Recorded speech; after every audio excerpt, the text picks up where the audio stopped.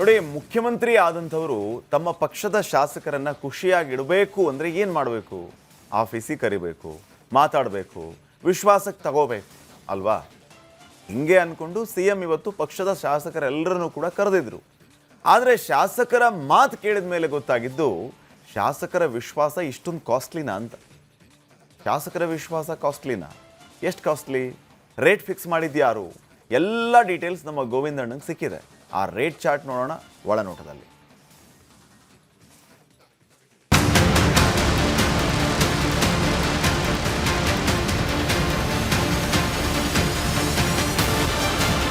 ಈ guarantee scheme ಎಂತ ಸ್ಥಿತಿ ತಂದಿದೆ ಅಂದ್ರೆ ಸದ್ಯ ಕೊಡಬೇಕಾದ ದುಡ್ಡು ಕೊಡೋದಕ್ಕೆ ದುಡ್ಡಿಲ್ಲ. ಅಂತದ್ರಲ್ಲಿ ಇವ್ರು ನೋಡಿದ್ರೆ ಒಂದಲ್ಲ ಎರಡಲ್ಲ 100 ಕೋಟಿ ಕೇಳಿದ್ದಾರೆ. ಅದು ಒಬ್ಬೊಬ್ಬರಿಗೆ 100 ಕೋಟಿ ಅಂದ್ರೆ ಎಷ್ಟಾಯ್ತು? ಇವರಿಗೆ 100 ಕೋಟಿ ಕೊಟ್ರೆ ವಿರೋಧ ಪಕ್ಷದ MLA-ಗಳಿಗೆ 50 ಕೋಟಿನಾದ್ರೂ ಕೊಡ್ಬೇಕಲ್ವಾ? ಅದು ಸೇರಿದ್ರೆ ಎಷ್ಟಾಯ್ತು? ಎಲ್ಲಿದೆ ದುಡ್ಡು? ಏನ್ ಮಾಡ್ತಾರೆ? ಇದೊಳ್ಳೆ ಪೀಕ್ಲಾಟ ಆಯ್ತಲ್ಲ ಅಂತ ಯಾರ್ದೋ ಪೀಕ್ಲಾಟದ ಕತೆ ಹೇಳ್ತಾ ಎಂಟ್ರಿ ಕೊಟ್ರು ನಮ್ ಗೋವಿಂದಣ್ಣ. ಅರೆ ಗೋವಿಂದಣ್ಣ, ಮಾತೆತ್ತರೆ ಕೋಟಿ ಕೋಟಿ ಅಂತಿದ್ದೀರಿ, ಅದು 100 ಕೋಟಿ ಅಂತಿದ್ದೀರಿ. ಯಾರ್ ಕೇಳಿದ್ದು? ಯಾರ್ ಕೊಡೋದು? ಏನ್ ಕತೆ? ಸ್ವಲ್ಪ ಬಿಡಿಸಿ ಹೇಳಿ ಗೋವಿಂದಣ್ಣ ಅಂತ ಕೇಳಿದಾಗ ಬಾಯಿ ಬಿಟ್ರು ನೋಡಿ ಸಾವಿರಾರು ಕೋಟಿ ಕತೆ. ವಿಷಯ ಏನಪ್ಪ ಅಂತ ಹೇಳಿದ್ರೆ, ಮುಖ್ಯಮಂತ್ರಿಗಳ ಅಧಿಕೃತ ಗೃಹ ಕಚೇರಿ ಕೃಷ್ಣಾ ಮೂಲಗಳ ಪ್ರಕಾರ ಇವತ್ತಿಂದ ಸಿಎಂ DK ಶಿವಕುಮಾರ್ ಪಕ್ಷದ ಶಾಸಕರನ್ನ ಚೆನ್ನಾಗಿ ಇಟ್ಕೊಳ್ಬೇಕು ಅಂತ ಒಂದು ಒಳ್ಳೆ ಪ್ಲಾನ್ ಇಂಪ್ಲಿಮೆಂಟ್ ಮಾಡಿದ್ದಾರೆ. ಅದೇನಪ್ಪ ಅಂತ ಹೇಳಿದ್ರೆ, ಜಿಲ್ಲಾವಾರು ಶಾಸಕರನ್ನ ಕರೆದು ಮೀಟಿಂಗ್ ಸ್ಟಾರ್ಟ್ ಮಾಡಿದ್ದಾರೆ. ಸ್ವತಃ ಸಿಎಂ ಕರೆದ ಈ ಸಭೆಗೆ ಸಮಗ್ರ ಅಭಿವೃದ್ಧಿ ಕುರಿತ ಚರ್ಚೆ ಅಂತ ಟೈಟಲ್ ಕೊಟ್ಟಿದ್ರು. ಇವತ್ತು ಇಡೀ ದಿನ ನಡೆದ ಸಭೆಯಲ್ಲಿ ಆಲ್ಮೋಸ್ಟ್ ಎಲ್ಲಾ ಜಿಲ್ಲೆಗಳ ಶಾಸಕರು ಕೇಳಿದ್ದೇನಪ್ಪ ಅಂತ ಹೇಳಿದ್ರೆ, ಅನುದಾನ ಕೊಡಿ, ಅನುದಾನ ಕೊಡಿ, ಅನುದಾನ ಕೊಡಿ ಸ್ವಾಮಿ ಅಂತ. ಸಮಗ್ರ ಅಭಿವೃದ್ಧಿ ಆಗ್ಬೇಕು ಅಂತ ಹೇಳಿದ್ರೆ ಅದಕ್ಕೆ ಬೇಕಾದಷ್ಟು ಅನುದಾನ ಕೊಡಿ ಅಂತ. ಸರಿ, ಎಷ್ಟೆಷ್ಟು ಅನುದಾನ ಬೇಕು ಅಂತ ಕೇಳಿದ್ರೆ ಅವ್ರು ಹೇಳಿದ್ದು ಒಂದೊಂದು ಕ್ಷೇತ್ರಕ್ಕೆ 100 ಕೋಟಿ ಅನುದಾನ ಕೊಡಿ ಅಂತ. ಅಲ್ಲೇ ನೋಡಿ ಸಿಎಂ ಸಿಕ್ಕಾಕೊಂಡಿದ್ದು.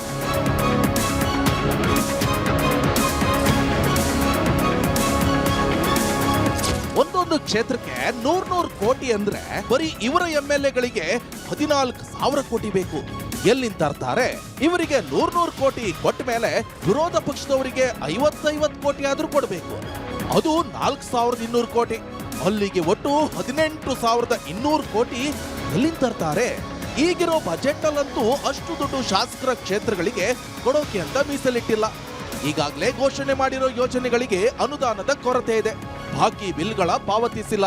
ಹಿಂಗಿರುವಾಗ ಅದು ಎಲ್ಲಿಂದ ಹೆಚ್ಚುವರಿ 18,200 ಕೋಟಿ ರೂಪಾಯಿ ಸಿಎಂ ತರ್ತಾರೆ ಅಂದ್ರೆ ಉತ್ತರ ಯಾರಿಗೂ ಗೊತ್ತಿಲ್ಲ. ಇದನ್ನೆಲ್ಲ ನೋಡಿದ ಗೃಹ ಕಚೇರಿ ಕೃಷ್ಣಾದ ಟಾಕ್ ಏನಪ್ಪ ಅಂತ ಹೇಳಿದ್ರೆ, ಹೆಂಗೋ ಶಾಸಕರನ್ನ ವಿಶ್ವಾಸಕ್ಕೆ ತಗೋಬೇಕು ಅಂತ ಸಿಎಂಗೆ ಇದ್ದಿದ್ದು ನಿಜ.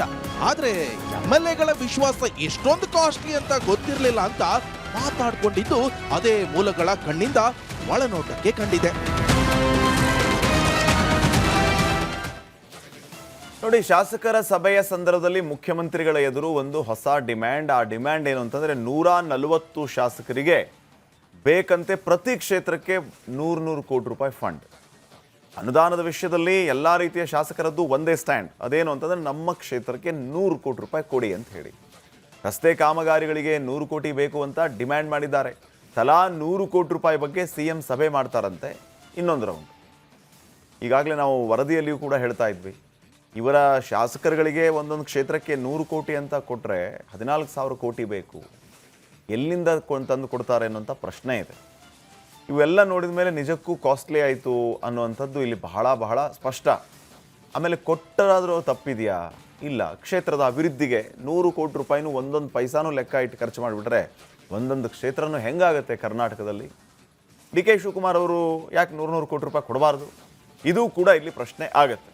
ಗೋವಿಂದಣ್ಣ ಅವರಿಗೆ ಏನೆಲ್ಲ ವಿಚಾರಗಳು ಗೊತ್ತಾಗಿದೆ ಕೇಳೋಣ ವೀರೇಂದ್ರ ಅವರಿಂದ. ವೀರೇಂದ್ರ, 100 ಕೋಟಿ ರೂಪಾಯಿ ಈ ಶಾಸಕರೆಲ್ಲ ಏನು ಡಿಮ್ಯಾಂಡ್ ಇಟ್ಟಿದ್ದಾರೆ, ನಮ್ಮ ಕ್ಷೇತ್ರಕ್ಕೆ, ನಮ್ಮ ಕ್ಷೇತ್ರದ ಅಭಿವೃದ್ಧಿಗೆ 100 ಕೋಟಿ ರೂಪಾಯಿ ಕೊಡಿ ಅಂತ ಡಿಮ್ಯಾಂಡ್ ಇಟ್ಟಿದ್ದಾರೆ. ಈಗ ಒಂದೊಂದು ಪೈಸೆಗೆ ಪೈಸಾನೂ ಲೆಕ್ಕ ಇಟ್ಟು 100 ಕೋಟಿನೂ ಕ್ಷೇತ್ರದ ಅಭಿವೃದ್ಧಿಗೆ ಅಂತ ಇವರು ಖರ್ಚು ಮಾಡಿಬಿಟ್ರೆ ಭಾಳ ಬೆಸ್ಟ್ ಕೆಲಸ. DK ಶಿವಕುಮಾರ್ ಅವ್ರು ಕೊಡಲಿ 100 ಕೋಟಿ ರೂಪಾಯಿನ. ಎಲ್ಲ ಕ್ಷೇತ್ರಗಳಿಗೂ 100 ಕೋಟಿ ರೂಪಾಯಿ ಕೊಡಲಿ. ಆ 100 ಕೋಟಿ ರೂಪಾಯಿ ಎಲ್ಲೂ ಸೋರಿಕೆ ಆಗದಂಗೆ ಪೈಸಾಕ್ಕೆ ಪೈಸಾ ಲೆಕ್ಕ ಇಟ್ಟು ಸಂಪೂರ್ಣ ಅಭಿವೃದ್ಧಿಗೆ ಖರ್ಚಾಗಬೇಕು. ಒಂದೊಂದು ಕ್ಷೇತ್ರನ ಆಗುತ್ತೆ ನಮ್ಮ ರಾಜ್ಯದಲ್ಲಿ. ನಿಜಕ್ಕೂ ಗೋವಿಂದಣ್ಣ ಅವ್ರನ್ನ ಮತ್ತೆ ಕ್ಷೇತ್ರ ಕಳಿಸ್ಬೇಕು ನಾವು. ಹೆಂಗಾಗಿದೆ ನೋಡಿ, ಕ್ಷೇತ್ರ ಮಿಂಚ್ತದೆ, ಪಳ ಹೊಳಿತಾ ಇದೆ ಅಂತ ಹೇಳಿ. ಆದರೆ ಅದು ಆಗುತ್ತಾ ಅನ್ನೋಂಥ ಪ್ರಶ್ನೆ. ವಾಸ್ತವ ಏನಂತಂದರೆ ಒಂದು 50,000 ರಿಂದ 55,000 ಕೋಟಿ ರೂಪಾಯಿ ಇಂಟ್ರೆಸ್ಟೇ ಕೊಡ್ತಾ ಇದೆ ಕರ್ನಾಟಕ ಸರ್ಕಾರ ಮಾಡಿದ ಸಾಲಕ್ಕೆ. ಇದ್ರ ಮಧ್ಯೆ 14,000 ಕೋಟಿ ರೂಪಾಯಿ ಕೊಡೋದಂತಂದರೆ ಎಲ್ಲಿಂದ ತರ್ತಾರೆ ದುಡ್ಡು? ಪಾಟೀಲ್ರೆ, ಉಪೇಂದ್ರ ಅವ್ರ ಸಿನಿಮಾ ಸೂಪರ್ ನೋಡಿದ್ದೀರಾ? ಅದರಲ್ಲಿ ಫಸ್ಟ್ ಒಂದು ಸೀನ್ ಬರುತ್ತೆ, ಇಂಡಿಯಾ ಹೆಂಗಿರುತ್ತೆ 2030 ಅಂತೇಳಿ. ನಿಮ್ಮ ಕಲ್ಪನೆ ಹಂಗೆ ಇತ್ತು ಪಾಟೀಲ್ರೆ. ಎಲ್ಲ ಪೈಸೆ 100 ಕೋಟಿ ಒಂದೊಂದು ಕ್ಷೇತ್ರ ಖರ್ಚು ಮಾಡಿಬಿಟ್ರೆ ನಮ್ಮ ಇಂಡಿಯಾ ಹಂಗೆ ಆಗುತ್ತೆ. ಸೂಪರ್ ಫಿಲಮಲ್ಲಿ ಬರುತ್ತಲ್ಲ. ಈ ಶಾಸಕರು ಅದಕ್ಕೆ ಕೇಳುತ್ತಾನೆ. ಅಯ್ಯೋ, ಅದ್ರಲ್ಲಿ ಯಾಕೆ ಕೇಳ್ತೀರಿ? ಅವ್ರು ಕೇಳಿದ್ದೇ ಅದಕ್ಕೋಸ್ಕರ. ಅವ್ರ ಉದ್ದೇಶವೇ ಅದು. ಅವರ ಸದುದ್ದೇಶದಲ್ಲಿ, ಆ ಉದ್ದೇಶ ಶುದ್ಧಿಯಲ್ಲಿ ನಿಮಗೆ ಯಾವ ಡೌಟು ಬೇಡ ಪಾಟೀಲ್ರೆ. ಯಾಕೆ ಗೊತ್ತಾ ನೋಡಿ, ಬೇರೆ ಯಾವುದಾದ್ರೂ ನೀವು ಭ್ರಷ್ಟಾಚಾರ ಹಗರಣ ಅಂತ ಎಲ್ಲ ಆಗುತ್ತೆ. ಈ ರಸ್ತೆ ಕಾಮಗಾರಿ ಪಾಟೀಲ್ರೆ, ಹಳೆ ಕಲ್ಲು ಹೊಸ ಬಿಲ್ಲು, ಇವೆಲ್ಲ ಈಗ ಕಾಮನ್ ಅಂತ ಆಗೋಗ್ಬಿಟ್ಟಿದೆಯಲ್ಲ ಪಾಟೀಲ್ರೆ. ಈಗ ಹೊಸ ಟೆಕ್ನಾಲಜಿ ಹುಡುಕ್ಬೇಕು ಈಗ ಹಗರಣ ಮಾಡೋಕ್ಕೆ. ಈಗ ಒಂದು ಚರ್ಚೆ ಆಗ್ತಿದೆಯಲ್ಲ, ಈಗ ಸದನ ಎಲ್ಲ ನಿನ್ನೆ ಎಂಡ್ ಆಯ್ತಲ್ಲ, ಅದರಲ್ಲಿ ಹೆಂಗೆ ಟೆಕ್ನಾಲಜಿ ಯೂಸ್ ಮಾಡಿದ್ರಲ್ಲ, ಆ ರೀತಿ ಹೊಸ ಟೆಕ್ನಾಲಜಿಗಳು ಮಾತ್ರ ಚರ್ಚೆ ಆಗುತ್ತೆ ಅಂತ MLAಗಳಿಗೂ ಚೆನ್ನಾಗಿ ಗೊತ್ತಿದೆ ಪಾಟೀಲ್ರೆ. ಇದು ಯಾವುದು ನಾ ಹೇಳಿದ್ದಲ್ಲ, ಇದು ಅಲ್ಲೇ ಚರ್ಚೆ ಆಗ್ತಿತ್ತಂತೆ. ಎಲ್ಲಿ? ಇವತ್ತು CM ಮೀಟಿಂಗ್ ಮಾಡಿದ್ರಲ್ಲ, ಶಾಸಕರನ್ನೆಲ್ಲ ಕೂರಿಸ್ಕೊಂಡು, ಆ ಶಾಸಕರಿಂದ ಗೋವಿಂದಣ್ಣವರು ಕೂತಿದ್ರು ಗುಸು ಕೇಳಿಸ್ಕೊಳಕ್ಕೆ. ನಮಗೊಂದು 50 ಕೋಟಿ ಕೊಡಿ ಅಂತನಾ? ಅಲ್ಲ, ಅವ್ರಿಗೆ ಕೋಟಿ ಗೀಟಿ ಬೇಡ, ಅವರಿಗೆ ಸುದ್ದಿ ಅಷ್ಟೇ ಸಾಕು. ಅದೇ ಅವ್ರ ಡ್ಯೂಟಿ. ಆ ಡ್ಯೂಟಿ ಮಾಡೋಕ್ಕೆ ಅವ್ರು ಹೋಗಿದ್ರು. ಅಲ್ಲಿ ಕಿವಿಗೆ ಬಿತ್ತೀವೆಲ್ಲ ಅವರಿಗೆ. ಹಿಂಗಾದರೆ ಹಿಂಗಾಗುತ್ತೆ ಅಂತೇಳಿ ಲೆಕ್ಕ ಹಾಕೊಂಡು ಅವರಿಗೆ ಅದು ಒಂದ್ಸತಿ CM ಹಿಂಗೆ ನೋಡಿದ್ರಂತೆ ಗೋವಿಂದಣ್ಣವ್ರ ಕಡೆ, ಆ ಕಡೆ ತಿರುಗ್ಬಿಟ್ರಂತೆ. ಅಪ್ಪ ಬಚಾವಾದೆ ನನಗೆ ಗೊತ್ತಾಗಿಲ್ಲ ಅಂತಲೇ ಬಂದು ಹೇಳ್ತಾ ಇದ್ರು. ಆ ಗುಸು ಎಲ್ಲ ಕೇಳಿಸ್ಕೊಂಬಂದ್ರಲ್ಲ, ಅಲ್ಲಿ ಕೇಳಿದ್ದೇನೆಂದರೆ ಬರೋ ಶಾಸಕರೆಲ್ಲ ಬರೋದು. ಈಗ CM ಏನು ಈ ಸಭೆ ಕರೆದಿದ್ದೇನಕ್ಕಂದರೆ ಶಾಸಕರನ್ನೆಲ್ಲ ವಿಶ್ವಾಸಕ್ಕೆ ತಗೋಬೇಕಪ್ಪ ಅಂತೇಳಿ. ಆದರೆ ಅವ್ರಿಗೆ ಗೊತ್ತಿರಲ್ಲ ವಿಶ್ವಾಸ ಇಷ್ಟೊಂದು ಕಾಸ್ಟ್ಲಿ. ಅದು ಎಷ್ಟು? 18,200 ಕೋಟಿ ರೂಪಾಯಿ MLAಗಳ ವಿಶ್ವಾಸದ ಬೆಲೆ ಪಾಟೀಲ್ರೆ.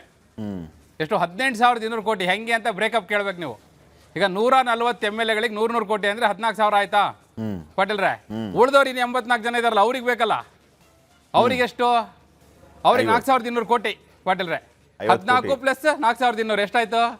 ಅವ್ರಿಗೆ 55 ಕೋಟಿ ಲೆಕ್ಕ. ಯಾಕಂದ್ರೆ ವಿರೋಧ ಪಕ್ಷದವರಲ್ಲ, ಅವ್ರಿಗೆ 100 ಕೋಟಿ ಕೊಡಲ್ಲ, ಅರ್ಧ 50%. ಮೊನ್ನೆ ಅಸೆಂಬ್ಲಿಯಲ್ಲೇ ನಿಂತ್ಕೊಂಡು CM ಹೇಳ್ತಾ ಇದ್ರು. ಇವರು ಕೇಳಿದ್ರು, ಹಿಂಗೆ ನೋಡಿ ನೀವು ಅನುದಾನ ಕೊಡ್ತೀರಿ, ನಿಮ್ಮ ಶಾಸಕರಿಗೆ ಜಾಸ್ತಿ ಕೊಡ್ತೀರಿ, ನಮಗೆ ಅಷ್ಟು ಕೊಡಲ್ಲ, ನಮಗೂ ಅಷ್ಟೇ ಕೊಡಿ, ನೀವು ಏನೋ ಹೊಸತನ ತರ್ತೀನಿ ಅಂತಿದ್ರಲ್ಲ ಮುಖ್ಯಮಂತ್ರಿಗಳೇ, ನಿಮ್ಮ ಶಾಸಕರಿಗೆ ಕೊಟ್ಟಷ್ಟೇ ಅನುದಾನ ನಮಗೂ ಕೊಡಿ ಅಂತ ವಿರೋಧ ಪಕ್ಷದವ್ರು ಕೇಳಿದ್ರು. ಅವಾಗ CM ಏನಂದ್ರೆ ಗೊತ್ತಾ, ಅಸೆಂಬ್ಲಿಯಲ್ಲಿ ನಿಂತ್ಕೊಂಡು, ಹೂನಪ್ಪ ಹಿಂದೆ ನೀವೆಲ್ಲ ಹಾಕ್ಕೊಟ್ಟಿದ್ದಾರಲ್ಲ ದಾರಿ, ನೀವು ಹೆಂಗೆ ಮಾಡಿದಾರೋ ನಾನು ಹಾಗೆ ಮಾಡ್ತೀನಿ ಅಂತ ಹೇಳಿದ್ರು. ಅಂದರೆ ಎಲ್ಲ ಸರ್ಕಾರಗಳು ಮಾಡ್ತಾ ಬಂದಿರೋದು ಹೆಂಗಂದರೆ, ಈಗ ಆಡಳಿತ ಪಕ್ಷ ಶಾಸಕರಿಗೆ ಎಷ್ಟು ಕೊಡ್ತಾರೆ ಅದ್ರ 50% ವಿರೋಧ ಪಕ್ಷದವ್ರಿಗೆ ಕೊಡ್ತಾರೆ. ಸೊ ನಾವು ಅದೇ ಲೆಕ್ಕ ಹಾಕಿದ್ವಿ. ಇವ್ರು 100 ಕೋಟಿ ಕೇಳಿದ್ದಾರೆ, ಯಾರು ಇವತ್ತು ಹೋಗಿರೋ ಕಾಂಗ್ರೆಸ್ MLAಗಳು. ಸೊ ವಿರೋಧ ಪಕ್ಷದವ್ರಿಗೆ 55 ಕೋಟಿ ಅಂತ ಲೆಕ್ಕ ಹಿಡಿಯೋಣ. ಎಷ್ಟಾಯ್ತು ಅಲ್ಲಿಗೆ? 18,200 ಕೋಟಿ ಪಾಟೀಲ್ರೆ ವಿಶ್ವಾಸದ ರೇಟು. ಎಷ್ಟು ಕಾಸ್ಟ್ಲಿ ಪಾಟೀಲ್ರೆ ವಿಶ್ವಾಸ. ಪರವಾಗಿಲ್ಲ, ನಮ್ಮ ವಿಶ್ವಾಸ ನೋಡಿ ಎಷ್ಟು ಚೆನ್ನಾಗಿದೆ ಅಲ್ಲಿ. ನಮ್ಮ ಗೋವಿಂದಣ್ಣರ ವಿಶ್ವಾಸ ನೋಡಿ, 1 ರೂಪಾಯಿ ಖರ್ಚಿಲ್ಲ ನಮಗೆ. ಸುಮ್ಮನೆ ಹೋಗಿ ಹಿಂಗೆ ಕೇಳ್ಕೊಂಬಂದು ಹಿಂಗೆ ಹೇಳ್ತಾರೆ. ಭಾಳ ಕಾಸ್ಟ್ಲಿ ಇದೆ. CM 18,200 ಕೋಟಿ ಆಲ್ರೆಡಿ ನೋಡಿ. ಮತ್ತೇನು ಮಾಡಿದಾರೆ ಗೊತ್ತಾ? ಈಗ ಸಿದ್ದರಾಮಯ್ಯ ಸತಿ ಬಜೆಟ್ ಮಂಡನೆ ಮಾಡಿದಾರಲ್ಲ ಪಾಟೀಲ್ರೆ. ಯಾವಾಗಲೂ ಬಜೆಟ್ ಹೆಂಗೆ ಮಾಡ್ತಾರೆ ಅಂದರೆ, ಲೇಖಾನುದಾನ ಅಂತ ತಗೋತಾರೆ. ಅಂದರೆ ಫುಲ್ ಫ್ಲೆಡ್ ಬಜೆಟ್ನ ಮಂಡನೆ ಇತ್ತೀಚಿನ ವರ್ಷಗಳಲ್ಲಿ ಮಾಡಿಲ್ಲ. ರಾಮಕೃಷ್ಣ ಹೆಗಡೆ ಅವ್ರು ಮಾಡಿದ್ರಂತೆ, ಅದಾದಮೇಲೆ ಇತ್ತೀಚೆಗೆ ಯಾರು ಮಾಡಿಲ್ಲ. ಈ ಸತಿ ಸಿದ್ದರಾಮಯ್ಯವ್ರು ಏನು ಮಾಡೋಗಿದ್ದಾರೆ ಅಂದರೆ, ಅವ್ರಿಗೆ ಗೊತ್ತಿತ್ತೆ ನಾವು ಮುಖ್ಯಮಂತ್ರಿ ಸ್ಥಾನದಿಂದ ಕೆಳಗಿಳಿತೀನಿ ಅಂತ. 1 ವರ್ಷದ ಪೂರ್ತಿ ಬಜೆಟ್ ಅಪ್ರೂವಲ್ ತಗೊಂಡು ಹೋಗ್ಬಿಟ್ಟಿದ್ದಾರೆ ಅವರು. ಅಂದರೆ ಇವರೇನು ಮತ್ತೆ ಈಗ ಅಡಿಷ್ನಲ್ ಆಗಿ ಸೇರ್ಸೋಕ್ಕೆ ಅವಕಾಶವೇ ಇಲ್ಲ ಅಲ್ಲಿ ಅಂತ. ಪಾಪ ಹೆಂಗೆ ತರ್ತಾರೆ 18,200 ಕೋಟಿ? ಈಗ ನೀವು ಹೇಳ್ತಿದ್ರಲ್ಲ ಏನೇನು ಬಾಕಿ ಇದೆ. ಈಗ ಬಿಲ್ಗಳು ಬಾಕಿ ಇರೋದು, ಗುತ್ತಿಗೆದಾರರೆಲ್ಲ ಕ್ಯೂ ನಿಂತಿರೋದು. ಇದ್ರ ನಡುವೆ ಈಗ ಶಾಸಕರಿಗೆ 18,200 ಕೋಟಿ ಎಲ್ಲಿಂದ ತರ್ತಾರೆ? ಈಗ ವಿಶ್ವಾಸ ಉಳಿಸ್ಕೋಬೇಕು ಅಂದರೆ ಬೇಕೇ ಬೇಕು 100 ಕೋಟಿ ಒಬ್ಬೊಬ್ಬರಿಗೆ. ಸೊ ಈಗ ಅದಕ್ಕೆ MLAಗಳದೆಲ್ಲ ಒಂದೇ ಸ್ಟ್ಯಾಂಡು, ಒಂದೇ ಡಿಮ್ಯಾಂಡು. ಏನು ಪಾಟೀಲ್ರೆ? 100 ಕೋಟಿ. ಸೊ ಅದಕ್ಕೆ CM ಆಯಿತು, ಇನ್ನೊಂದು ರೌಂಡು ನೋಡೋಣ, ಮೀಟಿಂಗ್ ಮಾಡೋಣ, ಇನ್ನೊಂದು ರೌಂಡು ಅಂತೇಳಿ ಹೇಳಿ ಕಳಿಸಿದ್ದಾರೆ. ನೋಡೋಣ ನೆಕ್ಸ್ಟ್ ರೌಂಡಲ್ಲಿ ಏನಾಗುತ್ತೆ. ನಮ್ಮ ಗೋವಿಂದಣ್ಣರು ಆ ಸಭೆಯಲ್ಲೂ ಇರ್ತಾರೆ ಪಾಟೀಲ್ರೆ, ಅಲ್ಲೂ ಇರ್ತಾರೆ. ಆ ಮಾಹಿತಿಯನ್ನು ಅಲ್ಲಿ ಏನೇನು ಗುಸು ಕೇಳಿಬರುತ್ತೆ, ಕೇಳ್ಕೊಂಬರ್ತಾರೆ. ಮತ್ತು ನೀವು ಹೇಳಿದ್ರಲ್ಲ ಪೈಸೆಯೂ ಕ್ಷೇತ್ರಕ್ಕೆ ವಿನಿಯೋಗ ಆಗೋದು, ಆ ಸ್ಟೋರಿ ಇನ್ನೂ ಇಂಟ್ರೆಸ್ಟಿಂಗ್ ಆಗಿದೆ. ಹೆಂಗೆಲ್ಲ ವಿನಿಯೋಗ ಆಗುತ್ತೆ, ಎಲ್ಲೆಲ್ಲೆಲ್ಲ ಹೋಗುತ್ತೆ, ಆ ಸ್ಟೋರಿ ಇದೆಲ್ಲ ಇನ್ನೂ ಭಾಳ ಅದ್ಭುತವಾದ ಸ್ಟೋರಿ. ಅದು ಇನ್ನೊಂದ್ಸತಿ ಭಾಳ ಡೀಟೇಲಾಗೆ ಕೊಡೋಣ ಪಾಟೀಲ್ರೆ. ಬಟ್ ಪ್ರಶ್ನೆ ಏನಂತಂದರೆ, ವಾಸ್ತವದಲ್ಲಿ ಈಗ ಆಡಳಿತ ಪಕ್ಷದವ್ರು 100 ಕೋಟಿ ರೂಪಾಯಿ ಡಿಮ್ಯಾಂಡ್ ಮಾಡಿದ್ದಾರೆ, ವಿಪಕ್ಷದವ್ರಿಗೆ 50 ಕೋಟಿ ಕೊಡ್ಬೋದು ಅಂತ. ಬಟ್ ನನಗನ್ಸುತ್ತೆ ಆಡಳಿತ ಪಕ್ಷದವ್ರಿಗೂ 50 ಕೋಟಿ ಕೊಡುವಷ್ಟು, ಆಡಳಿತ ಪಕ್ಷದ ಶಾಸಕರಿಗೂ 50 ಕೋಟಿ ಅನುದಾನ ಕೊಡುವಷ್ಟು ದುಡ್ಡಿದೆಯಾ ಅನ್ನೋಂಥ ಪ್ರಶ್ನೆ. ಈಗ ನಾವೀಗಾಗಲೇ ನೋಡಿದ್ದೀವಿ, ಕಮಿಟೆಡ್ ಎಕ್ಸ್ಪೆಂಡಿಚರ್ ಎಷ್ಟಿದೆ ನಮ್ಮ ರಾಜ್ಯದಲ್ಲಿ? ಪರಿಸ್ಥಿತಿ ಹೆಂಗಿದೆ ಅಂತಂದ್ರೆ ಸಾಲ ಮಾಡಿ ಸ್ಯಾಲ್ರಿ ಕೊಡುವಂತ, ಪೆನ್ಷನ್ ಕೊಡುವಂತ, ಬಡ್ಡಿ ತುಂಬುವಂತ ಪರಿಸ್ಥಿತಿ ಇದೆ. Let us be practical. ಈಗ ಕಮಿಟೆಡ್ ಎಕ್ಸ್ಪೆಂಡಿಚರ್ ಸಿಕ್ಕಾಪಟ್ಟಿದೆ ನಮ್ಮ ರಾಜ್ಯದಲ್ಲಿ. ಪರಿಸ್ಥಿತಿ ಈಗ ಹೆಂಗಿದೆ ಅಂತಂದ್ರೆ ಸರ್ಕಾರಿ ನೌಕರರಿಗೂ ಕೂಡ ಸಾಲ ಮಾಡಿಯೇ ಇವರು ಸಂಬಳ ಕೊಡ್ತಾ ಇರೋದು. ಕರೆಕ್ಟ್. ಪೆನ್ಷನ್ ಅನ್ನು ಸಾಲ ಮಾಡಿ ಕೊಡ್ತಾ ಇದ್ದಾರೆ. ಇದರ ಮಧ್ಯೆ ಸಬ್ಸಿಡಿಗಳನ್ನು ಬರುತ್ತೆ. ಆ ಸಬ್ಸಿಡಿಯಲ್ಲಿ ಗ್ಯಾರಂಟಿಗಳು ಬರುತ್ತೆ. ಗ್ಯಾರಂಟಿಗೆ ಸಾವಿರಾರು ಕೋಟಿ ರೂಪಾಯಿ ಎತ್ತಿಡ್ತಿದ್ದಾರೆ ಇವರು. ಇದರ ಮಧ್ಯೆ ದುಡ್ಡು ಉಳಿದ್ರೆ ಒಂದಿಷ್ಟು ಅನುದಾನಕ್ಕೆ ಅಂತ ಅವರದ್ದೇ ಪಕ್ಷದ ಶಾಸಕರಿಗೆ. ಇದೆಲ್ಲ ಸಾಧ್ಯನಾ? ಪಲ್ರೆ ಎಷ್ಟು ಪ್ರಾಕ್ಟಿಕಲ್ ಆಗಿ ಹೇಳಿದ್ರಿ ಅಂದ್ರೆ ನೀವು ನೋಡಿ, ನೀವು ಎರಡು ಧ್ರುವಗಳನ್ನ ಎಷ್ಟು ಕ್ಲೀನಾಗಿ ಬ್ಯಾಲೆನ್ಸ್ ಮಾಡ್ತೀರಿ ಅಂತ. ಇದು ಹೆಂಗಿತ್ತು ಗೊತ್ತಾ? ಈ ತಿಥಿ ಎತ್ಲಿ ಒಂದು ಸಿನಿಮಾ ಬಂದಿತ್ತು ಪಾಟೀಲ್ರೆ. ಎಲ್ಲ ಪ್ರಾಕ್ಟಿಕಲ್ ಹೆಂಗಿದೆಯೋ ಹಂಗೆ ಗಡ್ಡಪ್ಪ ಅಂತೇಳಿ ಹೆಂಗಿದೆ, ಮೇಕಪ್ ಗೆ ಏನೂ ಇಲ್ಲ, ಯಾವ ಮೇಕಪ್ ಇಲ್ಲ, ಏನಿಲ್ಲ, ಹೆಂಗಿದೆಯೋ ಹಂಗಂಗೆ ತೋರಿಸೋದು. ಹಂಗೆ ತೋರಿಸ್ಬಿಟ್ರೆ ಇದು ವಾಸ್ತವ. ನೀವು ಹೇಳಿದ್ರಲ್ಲ, ರಿಯಾಲಿಟಿ ಅದು ನಿಜವಾದ ಪರಿಸ್ಥಿತಿ ಇರೋದು. ನೀವು ಹೇಳಿದ್ರಲ್ಲ ಹಂಗಿರೋದು. ಹಿಂಗಿರುವಾಗ ಎಲ್ಲಿಂದ ತರ್ತಾರೆ, ಹೆಂಗ್ ಮಾಡ್ತಾರೆ, ಅದೇ ಕ್ವಶನ್ ಮಾರ್ಕಿಗೆ ಇರೋದು.